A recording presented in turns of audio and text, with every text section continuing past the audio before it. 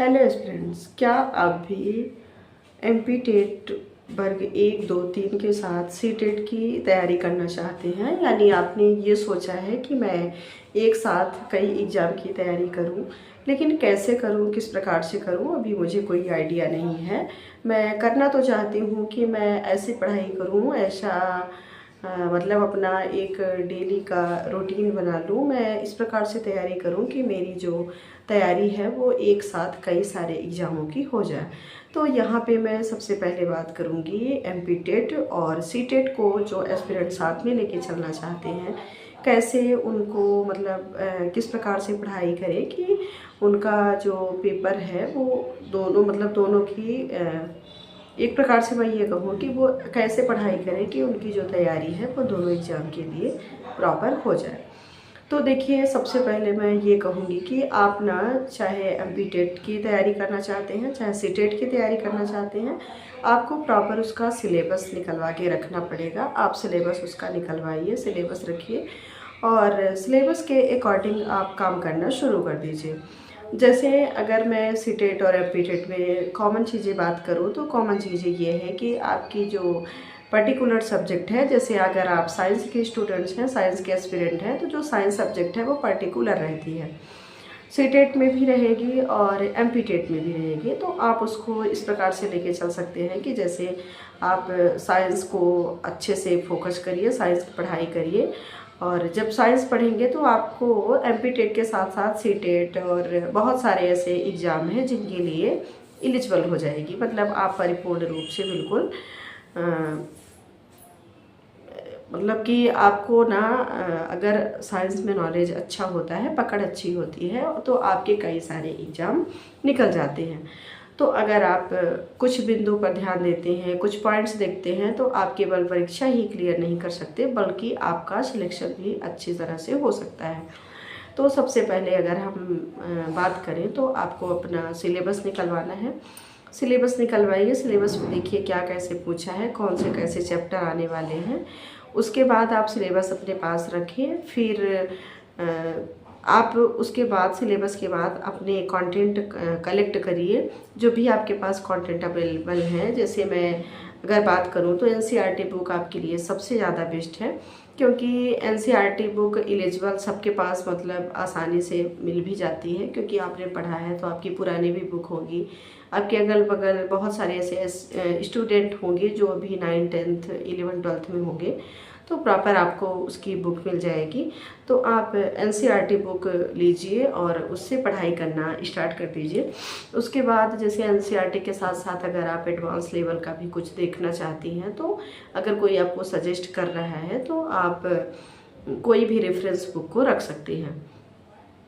अब ये आता है कि हमारी स्पीड भी नहीं है, हम किस प्रकार से तैयारी करें, कैसे पढ़ाई करें, हम अपनी स्पीड को कैसे बढ़ाएं, कैसे इंक्रीज करें। तो देखिए, होता क्या है कि जब हम किसी भी चीज़ को ना फर्स्ट टाइम जब हम पढ़ते हैं या देखते हैं, तो वो हमें थोड़ा सा टफ लगती है, ठीक है ना। लेकिन जब हम उसको कंटिन्यू देखते जाते हैं, कंटिन्यू देखते जाते हैं, तो हमें ना वो चीज़ें आसान लगने लगती है, उसकी लैंग्वेज पूरी समझ में आती है। तो आपको करना क्या है कि जैसे आपने एनसीईआरटी बुक उठाया, सबसे पहले आप उसकी फ़र्स्ट रीडिंग स्टार्ट कर दीजिए। आपको फ़र्स्ट रीडिंग कैसे करना है, जैसे आप पढ़ रही हैं और उसमें अंडरलाइन टू लाइन करते जाइए, और एक बार ना आप फ़र्स्ट रीडिंग अपनी बिल्कुल कंप्लीट कर दीजिए। तो उसमें आपको क्या देखने को मिलेगा, क्योंकि आपको 10 से 20% जो उसका लेवल है वो मतलब 10 से 20% आपको समझ भी आएगा, और ज़्यादा तो आप नहीं समझते, लेकिन 20% आपको समझ में आएगा। और इससे बेनिफिट क्या होगा कि जब भी आप सेकंड रीडिंग करेंगी, तो सेकंड रीडिंग में आप सीधे 20 से 50 तक चली जाएंगी, ठीक है।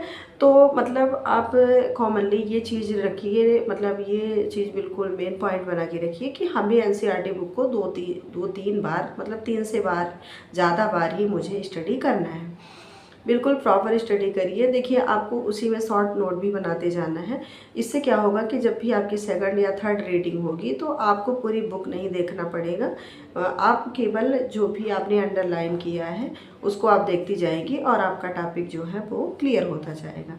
तो इस प्रकार से 3-4 रीडिंग आप करिए, स्टडी करिए अच्छे से और फुल फोकस के साथ। इसमें आप पाएंगे कि आपकी जो तैयारी है वो भी बहुत शानदार होगी, और जो भी आपका बेसिक है, बेसिक चीज़ें आपको नहीं पता है वो भी आपका क्लियर होता जाएगा।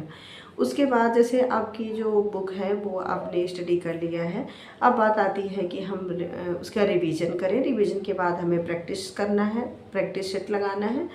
तो आप ना रिवाइज मतलब बीच बीच में जैसे आपने एक चैप्टर पढ़ लिया है, उस चैप्टर को बीच में फिर से रिवाइज करिए। फिर आप न्यू चैप्टर जब स्टार्ट करती है तो फिर आप पीछे वाले चैप्टर को लेके इस प्रकार से रिवीजन कर सकती हैं। फिर बात आती है प्रैक्टिस सेट की। तो देखिए प्रैक्टिस सेट लगाना आपको बहुत ज़्यादा ज़रूरी है। आप एमपी टेट सी टेट के पुराने पेपर ले लीजिए, पुराने पेपर को आप एनालिसिस करिए, अच्छे से उसको देखिए और ये चीज़ देखिए कि किस चैप्टर से कितना क्वेश्चन पूछ रहा है, कैसे क्वेश्चन आ रहे हैं, क्वेश्चन का लेवल क्या पूछ रहा है।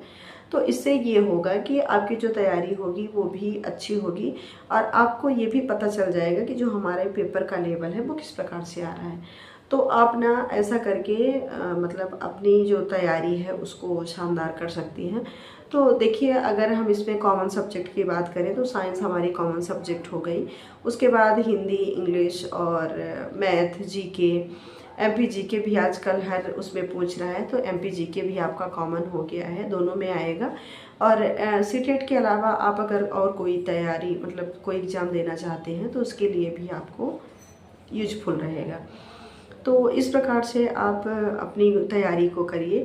देखिए हम हाउसवाइफ हैं, हम क्या सोचते हैं, कभी कभी हमने ना कोई भी बात सुन ली, कोई कुछ कह दिया तो हम डिमोटिवेट हो जाते हैं। हमें ये लगता है कि अरे हमारी इतनी एज हो गई है, हम तो 30 ईयर के हो गए, हम 35 के हो गए, तो हमसे कैसे हो पाएगा, हम तो कर ही नहीं पाएंगे। तो देखिए मैं एक बात आपको कहूँगी कि पढ़ने की कोई उम्र नहीं होती है। आपने सुना होगा इतने एजेड, या आपने अगर लाइब्रेरी ज्वाइन किया होगा, आप लाइब्रेरी में देख पाओगे कि इतने एजेड लोग रहते हैं, लेडीज़ें भी इतनी एजेड रहती हैं। तो आपके पास अगर अभी मौका है, आप 2-3 साल आपके पास टाइम है, तो आप ना 2-3 साल अपना अच्छे से देके और एक अच्छा सिलेक्शन ले सकती हैं। क्योंकि अभी आप ओवर एज नहीं है, अभी अंडर एज है। तो अंडर एज में आप 1-2 साल अगर प्रॉपर तैयारी करती हैं, अच्छे से तैयारी करती हैं, तो आई होप कि आपको ना सिलेक्शन से कोई नहीं रोक सकता। बस ये है कि आपको ये सब निगेटिविटी ना अपने मन से निकालना होगा। देखिए एक चीज़ और है जो कि हम सिलेक्शन नहीं पाते, इसकी मेन वजह यह है कि हमारा जो मन है, हमें सिलेक्शन रोकने का सबसे बड़ा कारण हम खुद हैं, ठीक है ना। हम खुद नहीं चाहते कि हमारा सिलेक्शन हो, क्योंकि हम अपने माइंड में इतना ज़्यादा निगेटिविटी भर लिए हैं, इतना ज़्यादा निगेटिविटी भर लिए हैं। हमें ये लगता है कि वो हमारे बारे में क्या सोचेगा, वो हमें क्या बोलता होगा, वो ऐसा कहता होगा, वो ऐसा कहता होगा। तो देखिए जब तक ये निगेटिविटी अपने मन में आप रखेंगे तब तक ना आपको पढ़ाई में मन लगेगा, और जब पढ़ाई में मन नहीं लगेगा तब आपका सिलेक्शन नहीं होगा। क्योंकि देखिए आज के डेट में ना एग्ज़ाम या मतलब कोई भी प्रिपरेशन करना इतना ज़्यादा टफ हो गया है, इतना ज़्यादा कंपटीशन हो गया है कि आपने देखा होगा कि अगर एक प्यून की भी वैकेंसी आती है ना, तो उसमें किस लेवल का क्वेश्चन आता है और कितना हाई कंपटीशन रहता है। तो आप अगर ये सोचे हो कि हम थोड़ा सा पढ़ेंगे और हमारा सिलेक्शन हो जाएगा, तो ये नामुमकिन है। तो देखिए जो मैं मेन पॉइंट पे बात कर रही थी कि हमारा सिलेक्शन रोकने का कारण हम खुद हैं, क्योंकि हम अपने माइंड में बिल्कुल ये सेट करके बैठ चुके हैं कि हमसे नहीं हो पाएगा, हम नहीं कर पाएंगे, ठीक है। तो हम नहीं कर पाएंगे, हमसे नहीं हो पाएगा, यही मेन वर्ड है, यही मुख्य वर्ड है जो हमें हमारी सफलता तक पहुंचने से रोक रहा है। तो सबसे पहले हमारे मन में, हमारे आत्मा में, हमारे हार्ट में जो निगेटिविटी है उसको हमें दूर करना है, और हमेशा पॉजिटिव थिंग्स को हमारे अंदर लाना है। बस पॉजिटिव थॉट्स लाइए, ये सोचिए कि हमारे पास अभी टाइम है, हम 1-2 साल अच्छे से मेहनत करेंगे, प्रॉपर मेहनत करेंगे, कंसिस्टेंसी के साथ करेंगे, और हम अपना सिलेक्शन ज़रूर लेंगे। अगर आप ऐसा करते हो तो आई होप कि आप जो आपकी तैयारी है वो बहुत शानदार होगी। आपके जो थॉट्स हैं वो भी बिल्कुल क्लियर होंगे, पॉजिटिवली के साथ होंगे। जितनी भी आपके मन में निगेटिविटी होगी वो सब दूर चली जाएगी, और आप अच्छे से अपनी तैयारी करेंगे। और एक वक्त ऐसा आएगा कि जब आपको एक के साथ साथ 2-3 या 4 ऑफर आएंगे वैकेंसी के लिए। क्योंकि अगर आप 2 साल कंटिन्यू टाइम देते हैं ना किसी चीज़ को, तो वो इतना आपका जो लेवल है ना पढ़ाई का, वो इतना ज़्यादा हाई हो जाएगा कि आप एक साथ अगर 3-4-5 4 से 5 एग्ज़ाम देते हो ना, तो सारे एग्ज़ाम आपके क्लियर हो जाएंगे। बस ये है कि हमें पूर्ण रूप से समर्पण करना है, मतलब पूरे समर्पण के साथ अपने आप को पूरा समर्पित कर दीजिए। बहुत अच्छे से पढ़ाई करिए और ये सोचिए कि हमें आने वाले 1-2 साल में सिलेक्शन पाना ही पाना है, चाहे जैसे भी करके मैं पाऊँ, लेकिन मुझे सिलेक्शन लेना है। क्योंकि आपको भी पता है कि सिलेक्शन जब आपका हो जाएगा तो कितने लोग आपके पक्ष में हो जाएंगे, आपकी लाइफ क्या हो जाएगी, आपके बच्चों की लाइफ क्या हो जाएगी।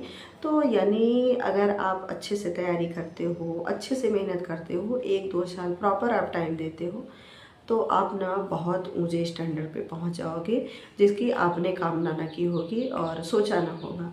तो हम सभी जितनी भी हाउसवाइफ हैं, क्यों ना अपना एक टारगेट फिक्स करें, अपना एक गोल बनाएं और उस गोल पे काम करें और हम ये सोचें कि हमें आने वाले 1-2 साल में सिलेक्शन लेना है। तो इस प्रकार से अगर आप अपनी तैयारी को कंटिन्यू रखते हैं, तैयारी को करते हैं, तो आप एक के साथ 2-3 या कई सारे एग्ज़ाम को क्लियर कर सकते हैं, चाहे वो एमपी-टेट हो, सी-टेट हो, पटवारी हो, पुलिस आरक्षण, मतलब जो भी हो। क्योंकि हमारे हिसाब से लगभग ना सिलेबस मिलता जुलता रहता है सभी एग्ज़ाम का। तो अगर आप ऐसे तैयारी करते हैं तो आपकी तैयारी भी बहुत शानदार होगी और आपका जो स्टडी का लेवल है वो भी बढ़ेगा। सबसे पहली बात यह है कि आपको नौकरी मिले या ना मिले, लेकिन आपने जिस सब्जेक्ट से पढ़ा है उसके बारे में नॉलेज होना आपको बहुत ज़्यादा ज़रूरी है।